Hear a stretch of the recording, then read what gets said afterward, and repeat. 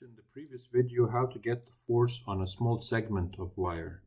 But what if now you have a long segment, a long piece of wire? Of course, the wire doesn't end here, it extends in a circuit, but I'm just looking at a finite length of the wire.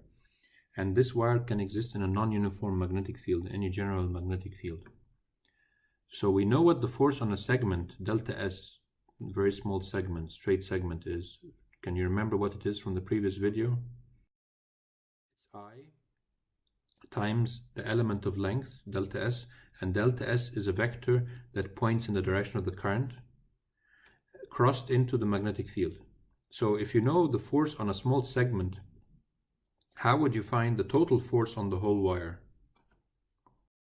Well, you take the sum, you get the force on each segment, and then you add them, and you take the limit when the size of each segment goes to 0. So you take the sum of I delta Si cross B I, in the limit when the size of each segment goes to 0.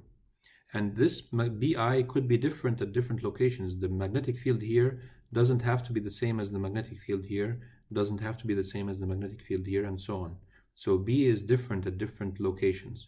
And the delta S vectors are also different. This is the delta S for the first element, this is the delta S for the second and the third, and so on. So they change direction. If you want to write this limit of sums as an integral, this is what the integral would look like. So this is the integral you would have to do to get the force on a long piece of wire.